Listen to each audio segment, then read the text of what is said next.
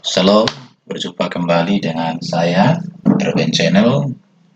Pada sesi ini saya akan menyampaikan sebuah renungan dengan tema Menang atas ancaman dan intimidasi dunia, yang terambil dari Kisah Rasul pasal 4 ayat 23 sampai dengan 31 demikian.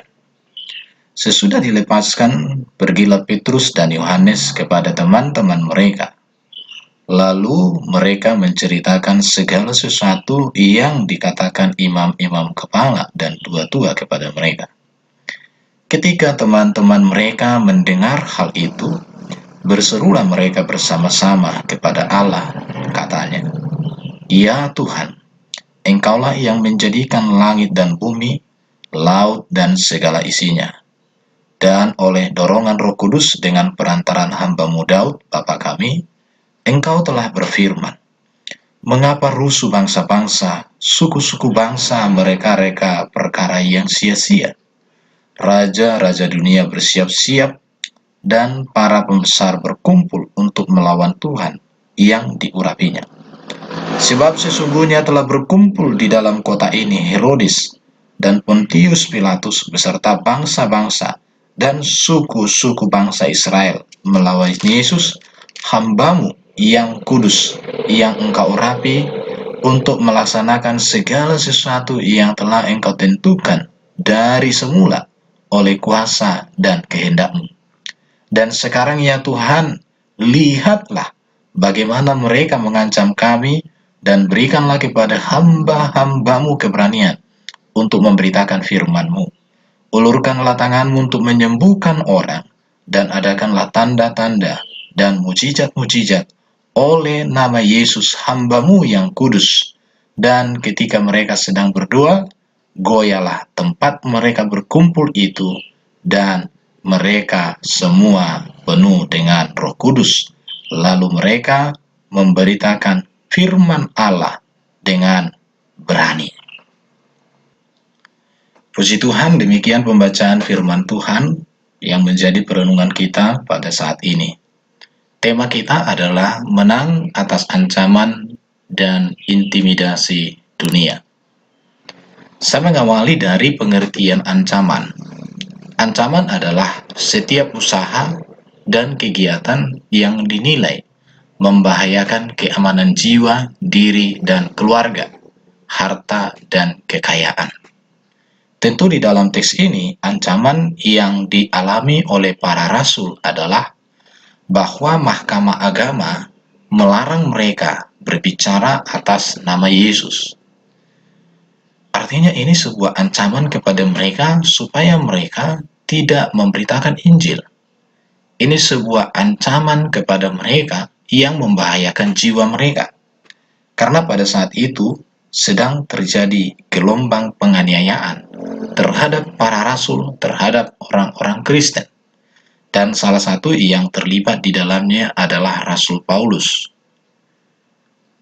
Ini sebuah persoalan yang sangat besar dialami oleh bapak-bapak gereja ketika mereka mengabdikan hidup mereka dalam melayani Yesus, dalam melayani Allah Bapa di surga.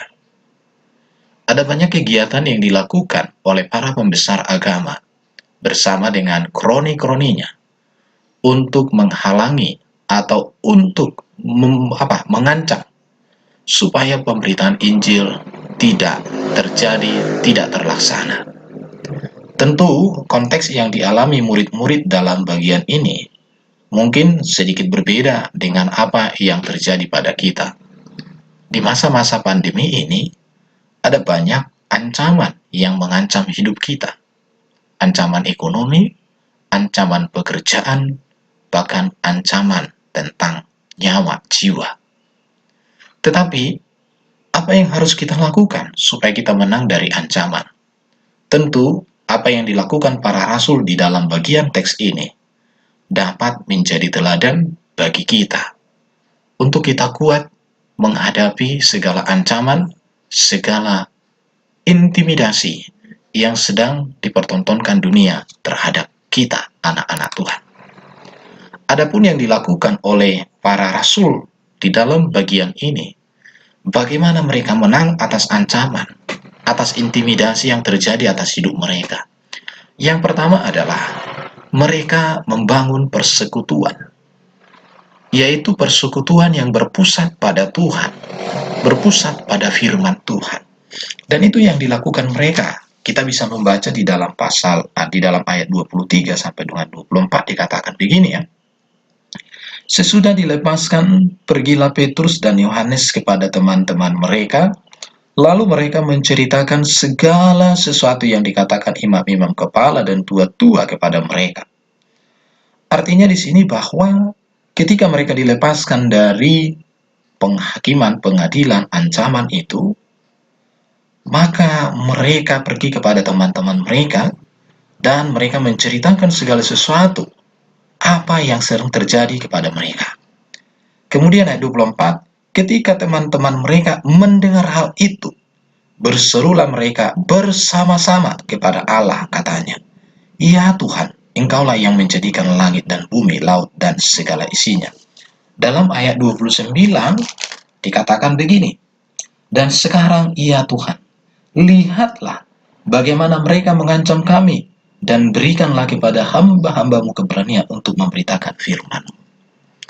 Jadi boleh kita katakan bahwa kekuatan para rasul dalam pelayanan gereja mula-mula dalam kisah para rasul adalah persekutuan mereka yang berpusat pada Tuhan dan firman-Nya. Ini bisa dibaca dalam Kisah Rasul pasal 2 ayat 41-47 dan Kisah Rasul pasal 4 ayat 32 dan 37. Dari sini kita belajar pentingnya sebuah persekutuan di tengah-tengah kehidupan kita dalam menjalani masa-masa yang sukar. Ancaman intimidasi dunia yang sedang dipertontonkan kepada kita, sedang dinyatakan kepada kita, tidaklah menjadi penghalang untuk kita tetap bersekutu dengan saudara-saudara kita. Dan persekutuan kita adalah persekutuan yang berpusat pada Tuhan, berpusat pada firman Tuhan. Apakah di masa pandemi, apakah di masa-masa kita mengalami kesukaran, kita mengalami ancaman, di masa kita mengalami intimidasi, apakah kita semakin membangun persekutuan kita dengan Tuhan, atau malah kita menjauh dari Tuhan? Tetapi melalui perenungan kita dari apa yang sudah saya bacakan ini, mari bangun persekutuan di rumah masing-masing. Suami, istri, dan anak-anak tiada hari tanpa bersekutu, yaitu persekutuan yang berpusat pada firman Tuhan. Itu yang harus kita lakukan. Bapak Ibu yang dikasihi Tuhan, pentingnya persekutuan ini digambarkan oleh Salomo di dalam Pengkhotbah pasal 4 ayat 9 sampai dengan ayat 12. Salomo menggambarkan tentang kuatnya persekutuan itu seperti tali. Tali satu lembar, itu satu tali itu mudah. Tetapi jika lebih dari satu, itu kuat. Kalau tiga. Demikian juga kalau berjalan dua orang. Kalau satu jatuh, ada yang menopang. Demikian juga seperti orang tidur. Satu orang tidak bisa hangat, tetapi dua orang bisa hangat. Artinya persekutuan itu penting bagi kita. Persekutuan kita dengan saudara-saudara seiman. Terutama persekutuan di tengah-tengah keluarga. Tetapi ingat, persekutuan yang berpusat pada Tuhan dan firman-Nya. Landasan persekutuan itu adalah untuk memuliakan Tuhan, untuk mengalami hadirat Tuhan, untuk mengalami kasih Tuhan. Maka dikatakan dalam Mazmur 133, dikatakan, sungguh alangkah baiknya dan indahnya. Dikatakan di situ, sungguh alangkah baiknya dan indahnya bila saudara semua hidup rukun bersama. Dan kesanalah Tuhan akan mencurahkan berkat-berkat kehidupan selama-lamanya. Jadi, di masa-masa sukar ini, kekuatan kita adalah bangun persekutuan dengan Tuhan. Bangun persekutuan yang berpusat pada Tuhan, berpusat pada firman Tuhan. Sediakan waktu secara khusus di tengah-tengah kehidupan kita untuk berdoa bersama, untuk membaca firman bersama, untuk mendiskusikan, merenungkan firman bersama-sama, supaya firman itu menjadi pondasi hidup kita dalam menjalani masa-masa sukar. Bahkan ini menjadi kekuatan kita di dalam menghadapi ancaman. Ini yang dilakukan oleh murid-murid, bahwa segala persoalan yang mengancam mereka dalam pelayanan, membuat mereka semakin bersekutu, membuat mereka semakin saling menopang satu dengan yang lain. Jadi persekutuan yang berpusat pada Tuhan dan firman-Nya lah yang memiliki arti, yang memberikan dampak besar, yang memberikan kekuatan, ketekunan, keteguhan dalam kita menjalani hidup kita. Yang kedua yang dilakukan oleh para rasul ketika mereka menghadapi ancaman, ketika mereka menghadapi intimidasi di dalam pelayanan mereka adalah mereka berserah, mereka bergantung kepada Tuhan, mereka bergantung kepada firman Tuhan. Mengapa harus bergantung kepada Tuhan? Mengapa berserah kepada Tuhan? Karena di dalam ayat 24 sampai dengan 25 kita bisa melihat. Saya mulai ayat 24b. Ya Tuhan, Engkaulah yang menjadikan langit dan bumi, laut dan segala isinya. Dan oleh Roh Kudus dengan perantaran hamba-Mu Daud Bapa kami, Engkau telah berfirman, mengapa rusuh bangsa-bangsa, mengapa suku-suku bangsa mereka-reka perkara yang sia-sia? Raja-raja dunia bersiap-siap, dan para pembesar berkumpul untuk melawan Tuhan yang diurapinya. Dari ayat ini kita melihat bahwa 24-25 ini, kita melihat bahwa Tuhan yang kepadanya para rasul berserah, bahwa Tuhan yang kepadanya para rasul bergantung adalah Tuhan yang Maha Kuasa, yaitu Tuhan yang pencipta alam semesta. Artinya, para rasul menyadari bahwa mereka menyerahkan hidup mereka. Mereka menyadari bahwa mereka menyerahkan segala keberadaan mereka adalah ke dalam tangan Tuhan yang Maha Kuasa. Ia pencipta langit dan bumi. Di dalam ayat 25 juga kita melihat di sini bahwa dikatakan bahwa Tuhan yang kepadanya mereka berserah adalah Tuhan yang berdaulat atas sejarah dunia. Tuhan berdaulat atas bangsa-bangsa. Tuhan berdaulat atas situasi yang terjadi di tengah-tengah dunia ini. Tuhan yang berdaulat atas keadaan hidup kita. Mengapa para rasul ini berserah dan bergantung kepada Tuhan dan firman-Nya? Karena mereka mengenal Tuhan yang Maha Kuasa. Karena mereka mengenal betul, mengetahui betul bahwa Tuhan yang mereka layani, Tuhan yang mereka sembah adalah Tuhan yang berdaulat atas sejarah. Di dalam ayat 27 dikatakan, sebab sesungguhnya telah berkumpul di kota ini Herodes dan Pontius Pilatus beserta bangsa-bangsa, suku-suku bangsa melawan Yesus yang engkau urapi, yang kudus yang engkau urapi, untuk melaksanakan segala sesuatu yang telah engkau tentukan dari semula oleh kuasa dan kehendak. Di sini kita bisa melihat siapakah Tuhan itu. Tuhan yang setia, Tuhan yang konsisten atas setiap janji-janji dan rencana-rencananya. Jadi, mengapa para rasul menyerahkan dan bergantung seluruhnya, segala persoalan, segala keberadaan mereka kepada Tuhan? Karena mereka tahu, karena mereka mengenal, karena mereka mengalami bahwa Tuhan yang mereka layani, Tuhan yang mereka sembah adalah Tuhan yang Maha Kuasa, pencipta alam semesta. Tentu karena Tuhan itu Maha Kuasa, pencipta alam semesta, maka ancaman dan persoalan yang mereka hadapi pun sanggup diatasi oleh mereka bersama Tuhan. Tuhan berdaulat atas sejarah, bahwa tidak ada peristiwa yang terjadi dalam hidup dan pelayanan mereka tanpa sepengetahuan, tanpa seizin Tuhan. Dan mereka juga tahu bahwa firman Allah ya dan amin, bahwa Allah setia, Allah konsisten atas setiap firman-Nya. Mari kita melihat di dalam Yeremia pasal 17. Yeremia pasal 17 menjadi dasar bagi kita untuk terus mengandalkan Tuhan. Di dalam Yeremia 17 ini tentu ayat yang sudah biasa kita mendengarkan. Tetapi saya akan bacakan untuk kita. Dikatakan, diberkatilah orang yang mengandalkan Tuhan. Kata kuncinya di sini, mengandalkan Tuhan. Yang menaruh harapannya pada Tuhan. Di sini ada dua kata kunci yang harus kita perhatikan. Mengandalkan Tuhan, menaruh harapannya pada Tuhan. Ini diberkati.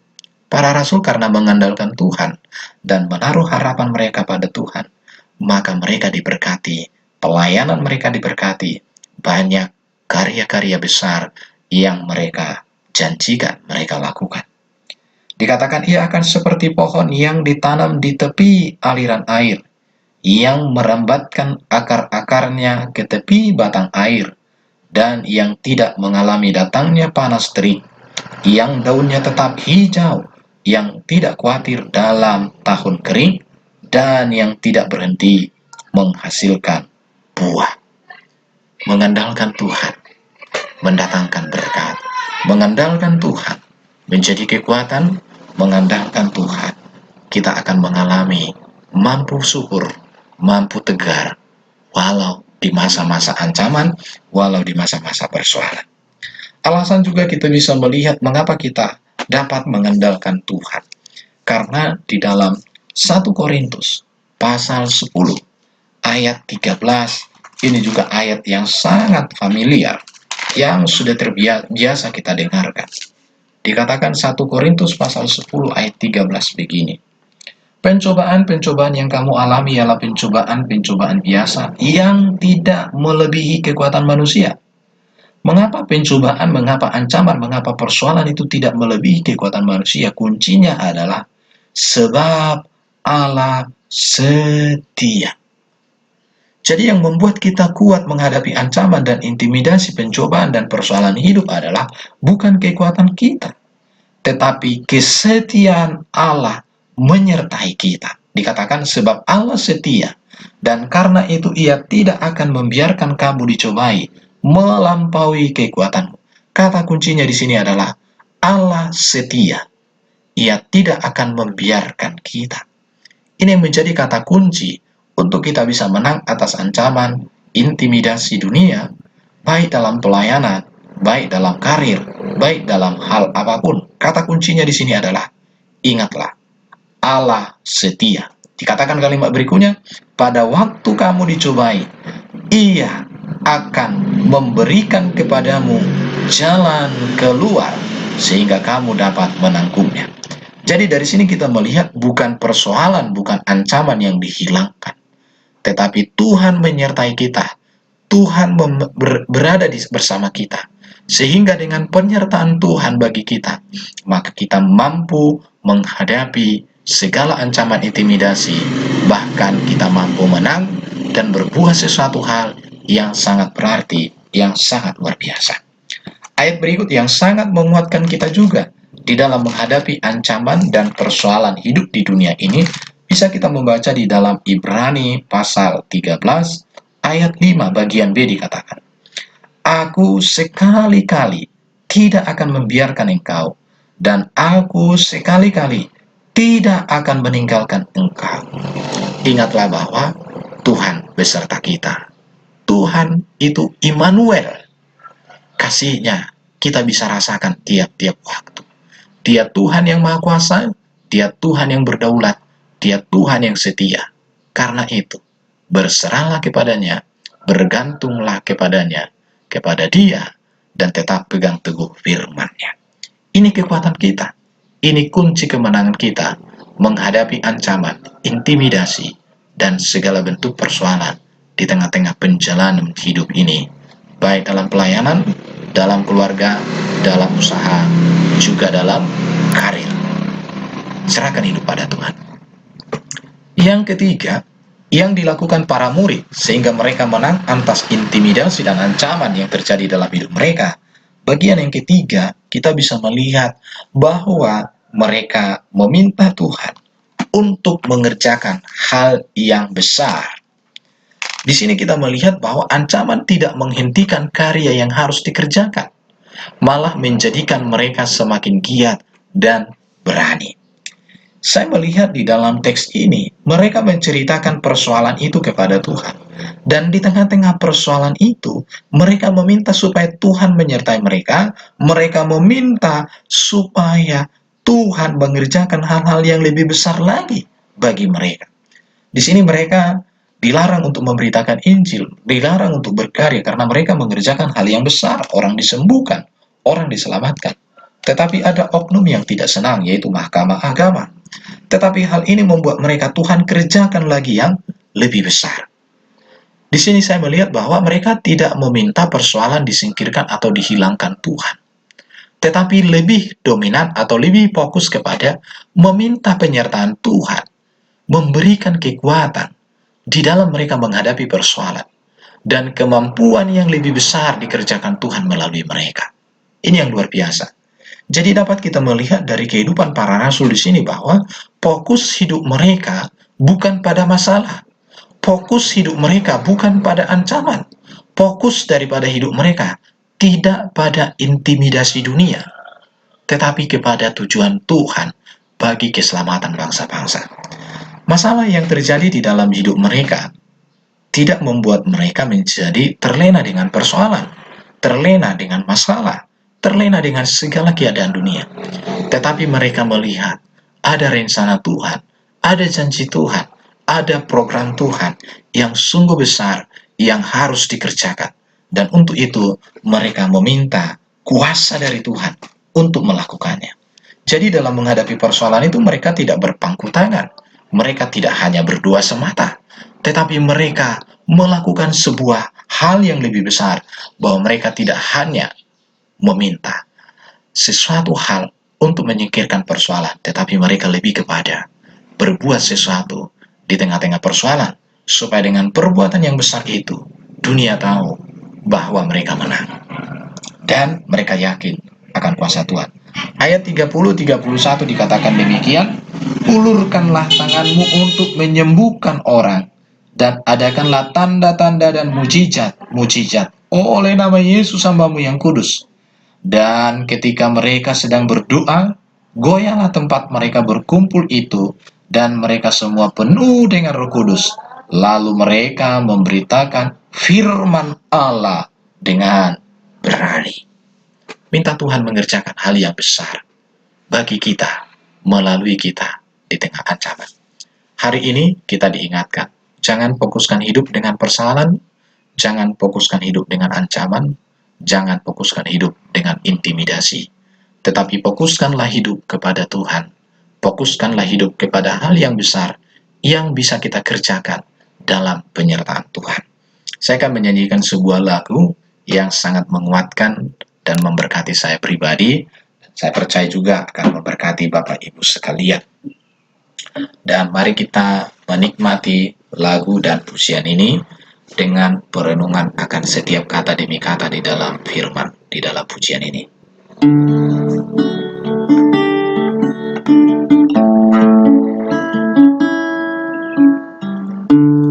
Engkaulah perisaiku saat badai hidup menerpaku. Firman-Mu di dalamku tenangkan jiwaku. Ku kan berdiri di tengah badai dalam kekuatan yang Kau berikan. Sampai kapanpun ku kan bertahan, karena Yesus selalu menopang hidupku. Inilah yang menjadi kekuatan kita, bahwa Tuhan adalah perisai kita dalam menghadapi terpaan badai hidup ini. Dan firman yang ada di dalam diri kita melalui persekutuan kita yang berpusat pada Tuhan, itu yang menenangkan kita. Dan kita akan mampu berdiri teguh di tengah badai kehidupan ini, karena Tuhan menyertai dan memberi kita kekuatan. Sampai kita kembali kepada Tuhan, kita akan tetap bertahan oleh topangannya.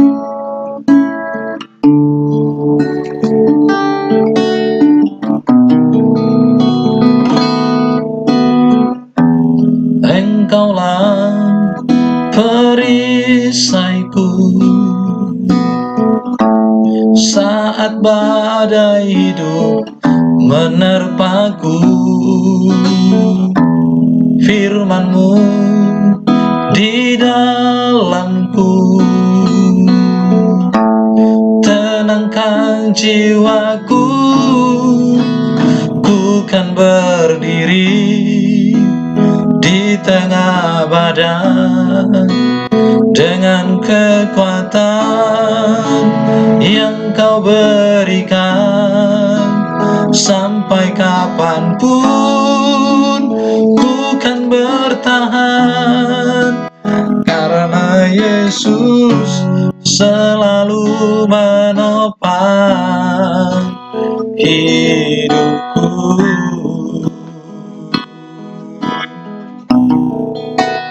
Ku kan berdiri di tengah badai dengan kekuatan yang Kau berikan. Sampai kapanpun ku kan bertahan, karena Yesus selalu menopang. Ku kan berdiri di tengah badai dalam kekuatan yang Kau berikan. Sampai kapanpun ku kan bertahan, karena Yesus selalu menopang hidupku.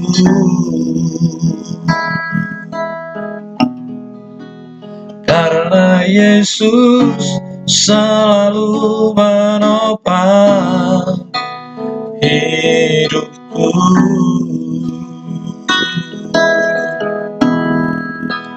Karena Yesus selalu menopang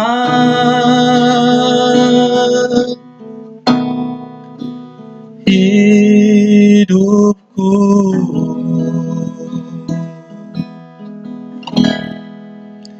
Kiranya pujian ini menjadi berkat bagi kita semua dan membuat kita tetap kuat, teguh, berdiri bersama Tuhan di tengah-tengah zaman ini.